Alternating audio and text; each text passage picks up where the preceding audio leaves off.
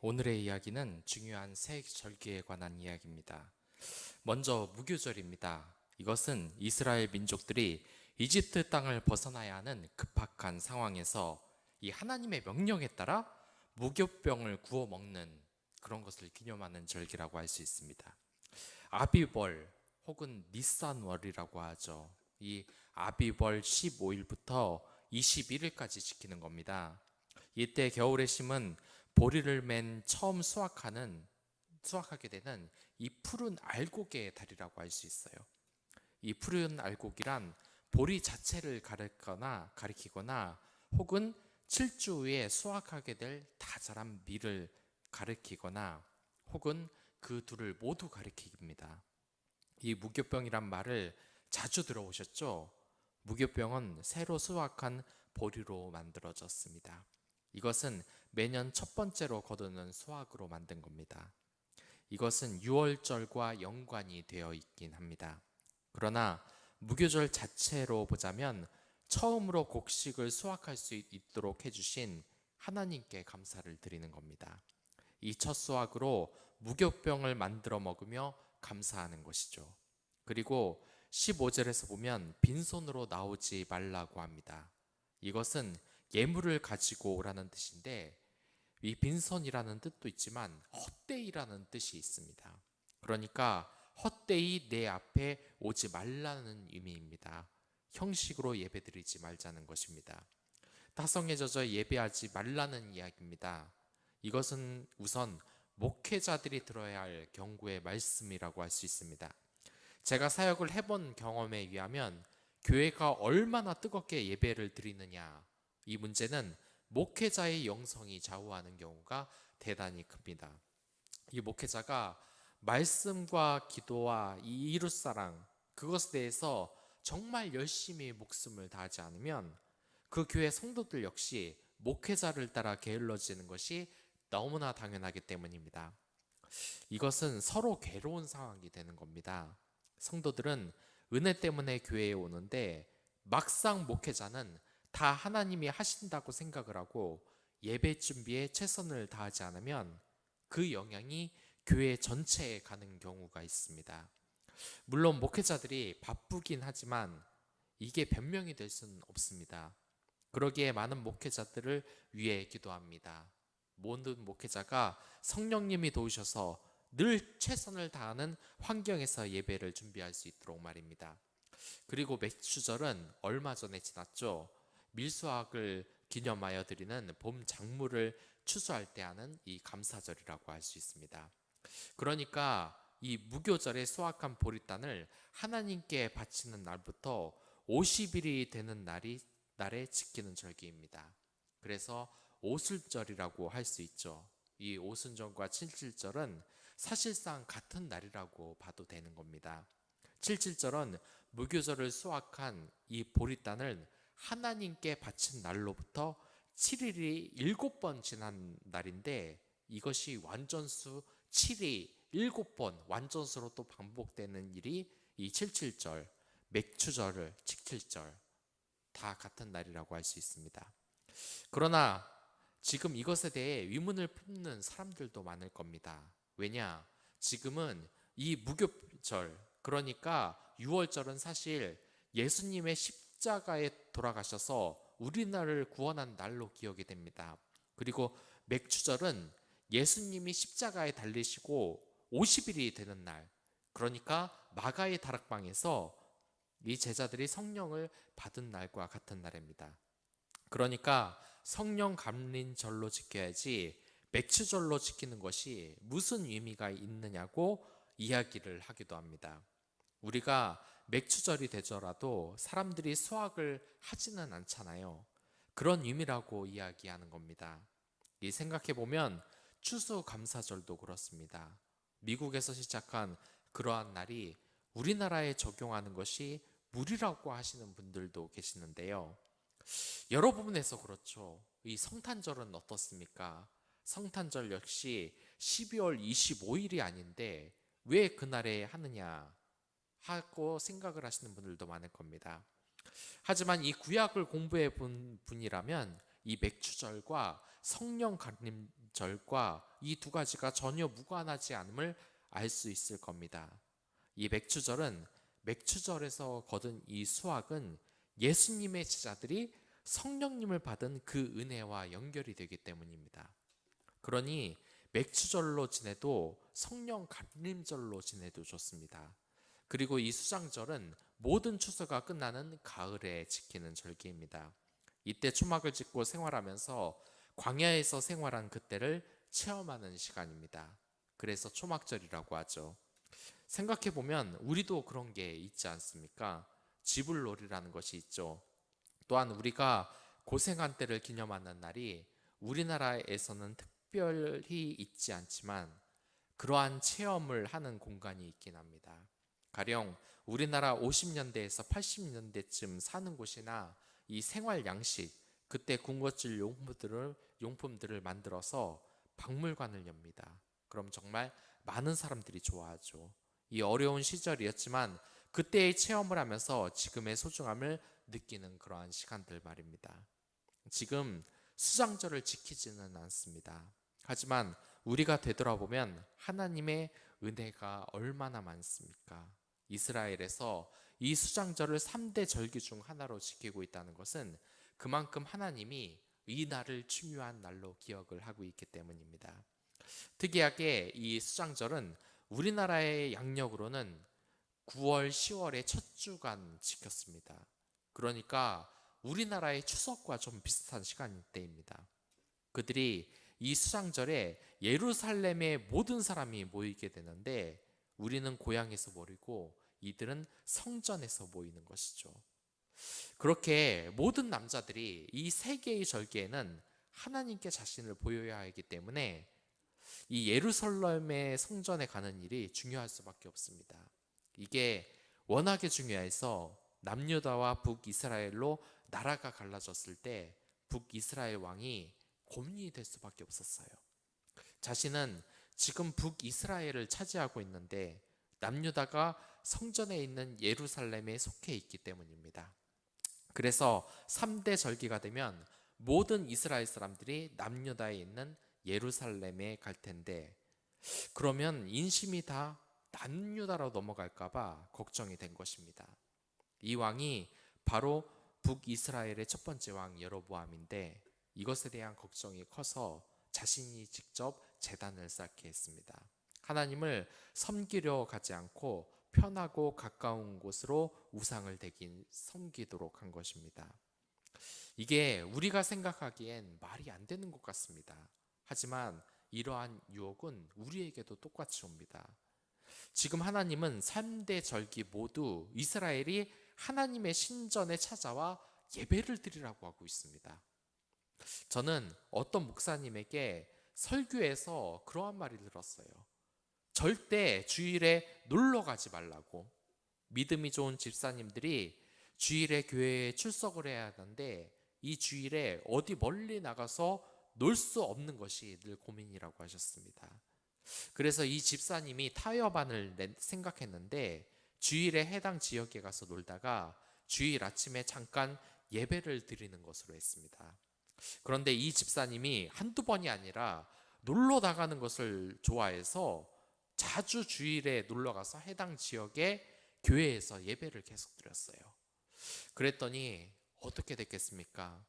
처음 몇 주는 지방에서도 교회를 나가다가 나중엔 귀찮아지고 몸이 피곤해져서 그냥 놀기만 하고 교회는 나가지 않게 됐어요. 그러다 결국 믿음에서 멀어지게 됐습니다. 하나님이 3대 절기에서 모두 자신에게 오라고 이야기를 한 것이 이것 때문입니다. 예배에 대해서 우리가 흔히 하는 착각이 있는데 우리가 편한 대로 예배를 드려도 된다는 생각입니다. 이 생각은 정말 위험합니다. 하나님은 절대로 이 3대 절기에 너희 집에서 너 편할 대로 예배를 드리라고 하지 않았습니다. 예배의 처소에 나와서 예배를 드리라고 한 것입니다. 요즘 어떻습니까? 이 코로나로 인하여서 이와 같은 부작용이 정말 계속되고 있습니다. 사람들이 다 집에서 예배 드리는 것 자체가 죄는 아닙니다. 그러나 이제 많은 성도들이 하나님 중심으로 예배를 드리기보다는 집에서 예배를 드리면서 이 하는 말이 늘 이겁니다. 너무 편하다고. 하나님이 좋으신 게 아니라 내 몸이 편하다고 말입니다. 이미 하나님 중심의 예배가 안 되고 있는 겁니다. 얼른 하나님 중심의 예배가 회복되기를 바랍니다. 이제 백신도 맞고 있고 형장에 나와서 예배하면서 회복이 되고 있습니다. 예배의 행복을 위하여서 모두 기도해 주시기 바라겠습니다. 그리고 19절을 보면 염소 새끼를 그 어미의 젖으로 삼지 말라고 이야기하십니다. 이것은 생명의 존엄성을 지키지 않는 야만적인 행위이기 때문에 그렇습니다. 이 이야기는 배경이 있습니다. 옛날 이 가나안 사람들이 맛있는 요리를 만들기 위해서 또한 주술적인 이 목적으로 인하여서 이렇게 잔인한 방법을 늘 이용했습니다. 그래서 만약 이스라엘이 이처럼 사약한 풍습대로 한다면 죄악이 전체를 물들인다는 생각 때문에 금지한 것입니다.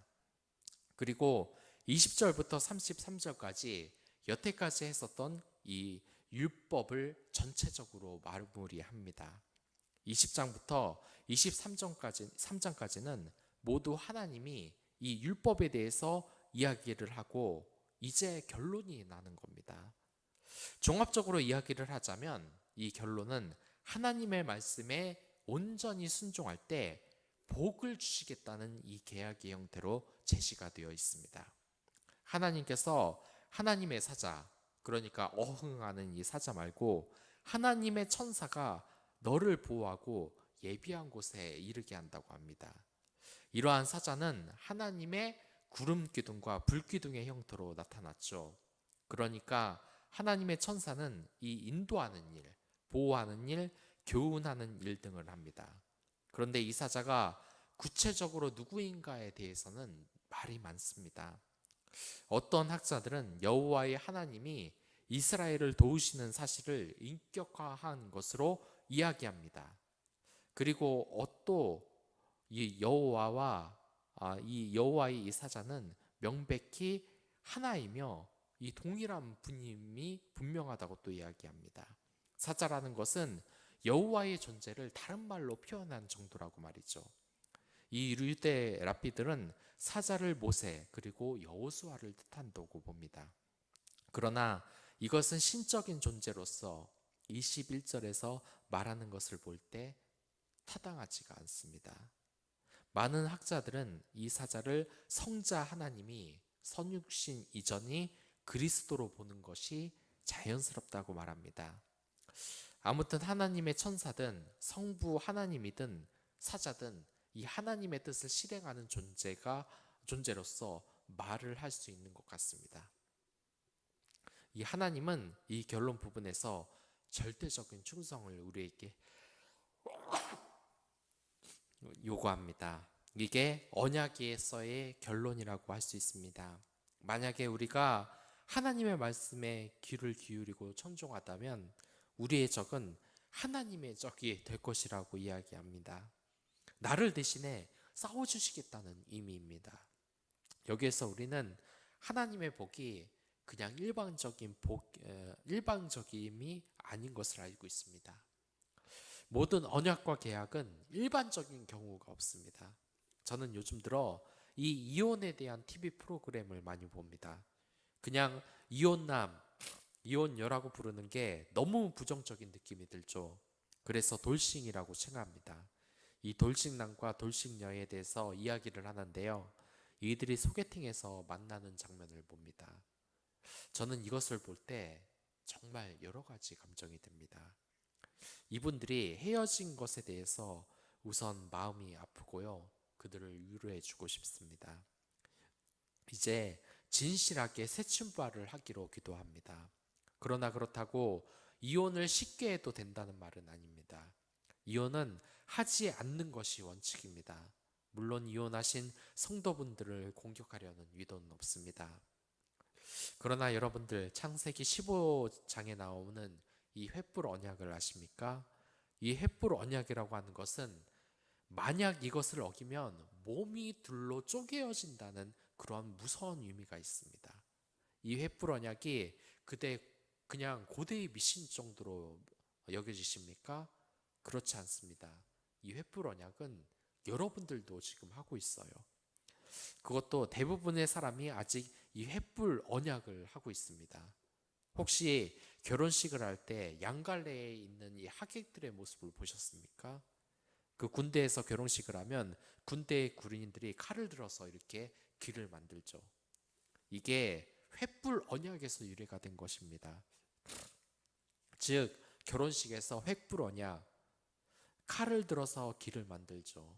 이게 횃불 언약에서 유래가 된 것으로, 즉 결혼식에서 횃불 언약, 만약 이 언약을 어기면 둘로 쪼개지는 벌을 받겠다는 의미입니다.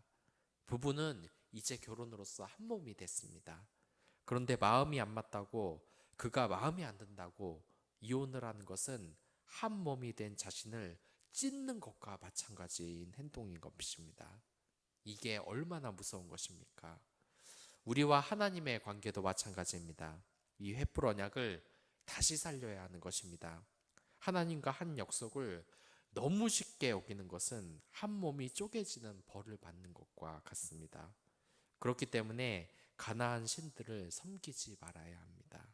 가나안 신들은 바알, 아스다롯, 몰록, 림몬 등 각종 신을 섬기는 아주 다신교예요. 따라서 도덕적 타락은 악한 우상 숭배 의식과 반드시 연결이 되게 되어 있습니다.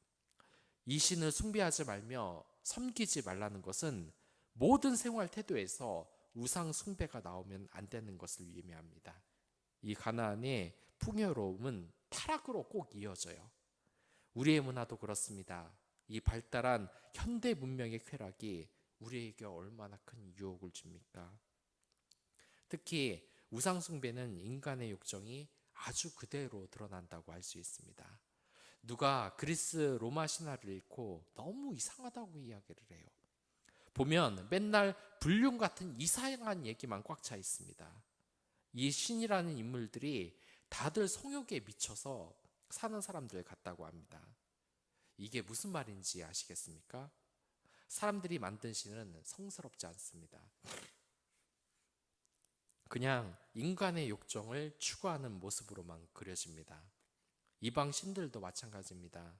특히 이방 신들은 하나님처럼 착하게 살고 오직 하나님만 섬기며 살라고 하는 그 금지 조항이 없습니다. 그냥 즐기면서 섬기면 되는 것입니다. 그렇기 때문에 죄악과 연결이 되어 있어요. 하나님은 늘 하나님 사랑과 이웃 사랑을 강조합니다. 그렇기에 지키기가 너무 까다롭습니다. 그러나 분명하게 말합니다. 하나님의 이 율법을 지키는 길에 진짜 안식이 있습니다.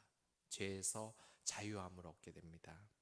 본문은 율법 모음집을 마무리하면서 주시는 이 하나님의 경고와 격려의 말씀입니다.